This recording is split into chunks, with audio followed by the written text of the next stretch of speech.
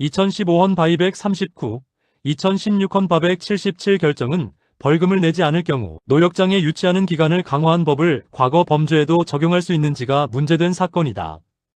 이 사건에서 청구인들은 허위 세금 계산서 제출과 조세 포탈 등 경제범죄를 저질렀고 그 범행 시점은 모두 2014년 법 개정 이전이었다. 그런데 이후 재판 과정에서 개정된 형법이 적용되어 일정 금액 이상의 벌금이 선고될 경우 최소 300일, 500일, 1000일 이상 노역장에 유치하도록 하는 규정이 적용되었다. 청구인들은 이러한 적용이 헌법에 위반된다고 주장하였다. 이 사건의 핵심 쟁점은 세 가지로 정리된다. 첫째, 노역장 유치 기간의 하한을 정한 규정 자체가 과도하여 신체의 자유를 침해하는지 여부이다.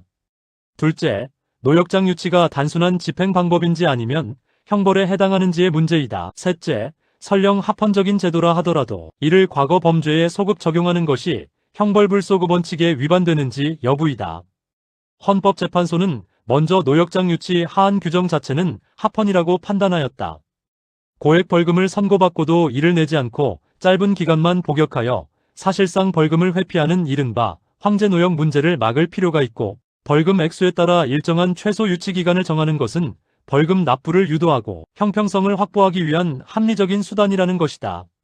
또한 유치 기간의 상한이 3년으로 제한되어 있고 법관이 구체적인 사정을 고려하여 범위 내에서 조정할 수 있기 때문에 지나치게 과도하다고 보기는 어렵다고 판단하였다.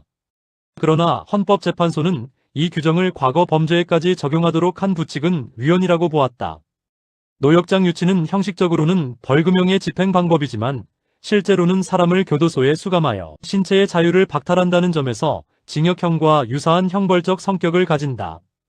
따라서 이러한 제재가 강화되는 경우에는 형벌불소급 원칙이 적용되어야 하고 범죄 행위 당시보다 불리한 법을 나중에 만들어 적용하는 것은 허용될 수 없다고 판단하였다. 특히 단지 공소제기 시점이 늦었다는 이유로 더 무거운 제재를 받게 하는 것은 법적 안정성과 예측 가능성을 해친다고 보았다.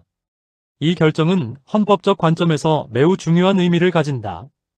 형벌불소급 원칙은 국민이 자신의 행위에 대한 법적 결과를 미리 예측할 수 있도록 보장하는 기본 원칙이다. 그런데 국가가 제재의 이름을 집행 방법이라고 붙였다고 해서 그 실질이 자유를 박탈하는 것이라면 그 역시 형벌과 동일하게 취급해야 한다는 점을 분명히 한 것이다.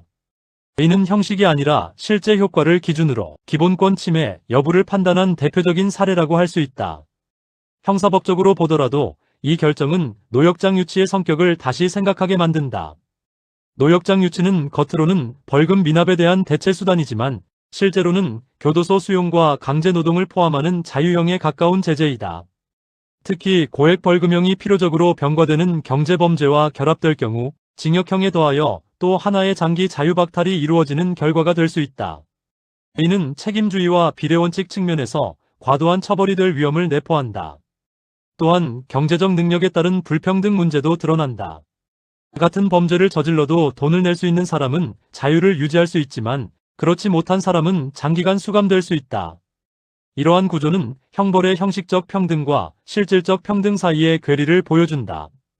결국 이 결정은 노역장 유치 제도를 전면적으로 부정하지는 않았지만 그 적용 방식에 엄격한 헌법적 한계를 설정한 판례라고 볼 수 있다. 특히 형벌은 행위 당시의 법에 따라야 한다는 원칙과 제재의 실질이 자유박탈이라면 형벌로 본다는 기준을 분명히 한 점에서 형사법과 헌법이 만나는 지점에서 중요한 의미를 가지는 결정이다.